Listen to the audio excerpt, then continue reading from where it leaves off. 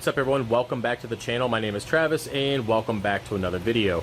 Today we're going to be looking at the new 40-gallon breeder that I've added to the 500-ish gallon system here in the fish room. The two low boys, the 300, the grow out tub, and now the 40 breeder. So yeah, I'm going to show you guys how I connected it, talk about the flow, talk about the lighting, and then most importantly look at what's inside the tank and kind of talk about why I decided to add this tank and why it's so different from the 300. So with that said, when it comes to the new setup, I had an opportunity to get it. It didn't cost me any money, and I figured this would be a good time to try something new, add some movement, add some anemones, add some sand, which, yeah, that's sand, believe it or not. You guys know if you've been here for a while, I just don't do sand because I'm really big on high flow SPS tanks. And yeah, so this is a great opportunity to do something different. So anyways, when it comes to plumbing, I went ahead and just kind of extended the return line and the drain line from the tub here, and basically just brought it over with PVC, 1-inch PVC and 3/4 inch PVC on the return, and then just plumb that stuff in. Use the ball valve. It's really blue. Damn, that's blue.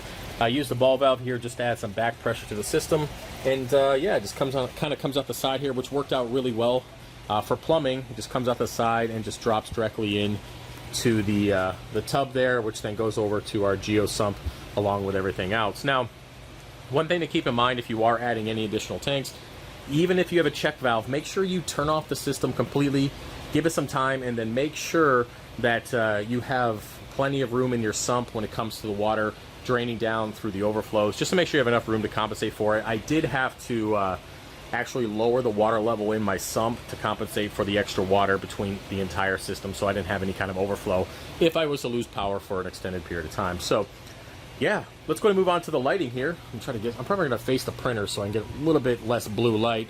Anyways, I am using one Kessel AP700, and as you can see here, I do have the gooseneck mounts. That's all I had on hand, so I went ahead and took advantage of the original hanging bracket there and just kind of bridged the gap with a 3D printer, taking, you know, again, advantage of that, those original screws, and then just use some M4s. I think they're M4s, M3s, and then again, just bridge that gap, allowing it to hang over the breeder.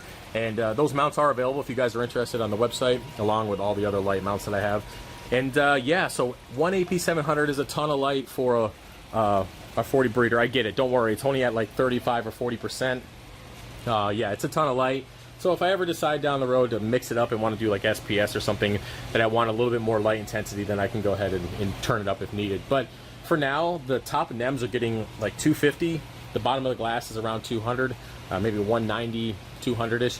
So plenty of light for what I got in there. And yeah, so before we get into what's in the tank, flow-wise, it's just one MP10 with the 3D printed NEM guard with the open front NEM guard. Works out pretty good. I am connecting everything through the Mobius, and it works out pretty good. This is like a tidal wave program. I did have Reef Crest for a while, but this seemed to work out pretty good. The NEMs are liking it. Now, I'm definitely going to switch over to the overlay video now, just because it's so you guys can see what's in the tank.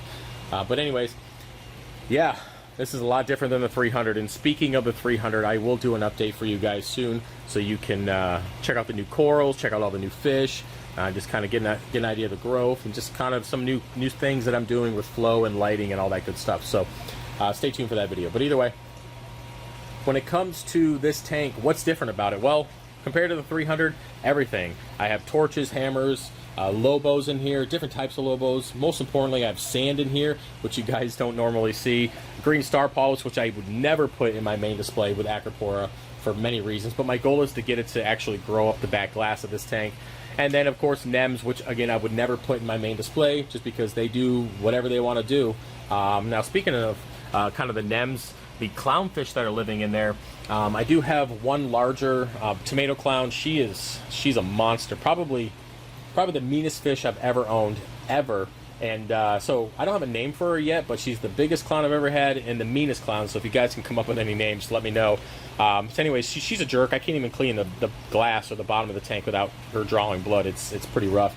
But anyways, I went ahead and added a single male tomato clown, and I do plan on adding probably 10, maybe 10 to 15 more of those smaller clowns to this tank, just so we can have more fish and you know, moving around and kind of just having that the whole look of all the clowns. So I'm looking forward to that. I'm going to do that probably the next 4 or 5 months, But before I do that, I just kind of want the system to stabilize and get back to normal before adding additional bio load.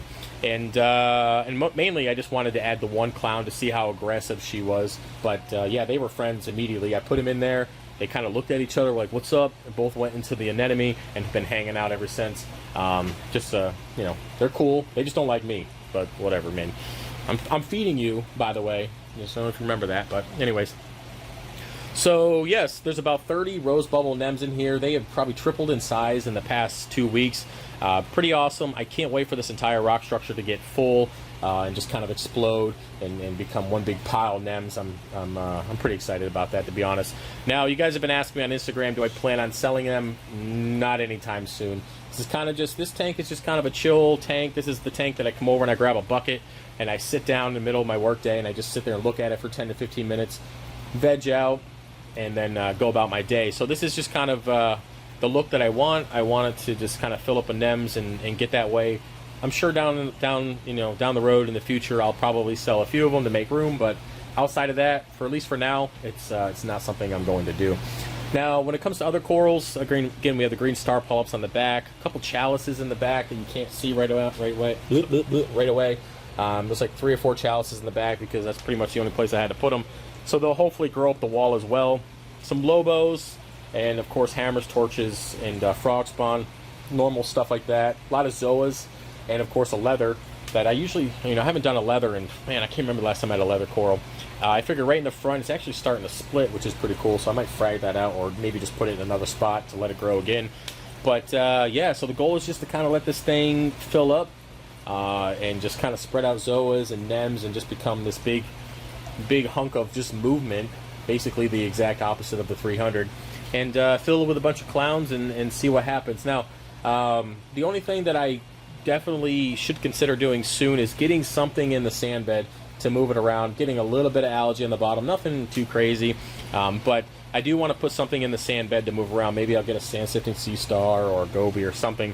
Again, just kind of depending on how this clown is.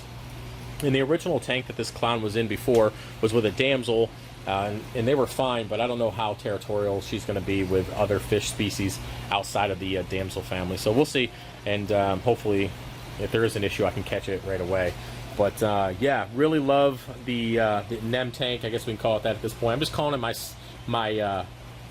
my flow tank because I don't really have a specific name for it. Just there's a lot of movement. It catches your eye. It's super beautiful. I especially like when that little clown gets over and hosts the green star polyps. That just looks really cool. The contrast between the orange, the white stripe, and then just the green star polyps.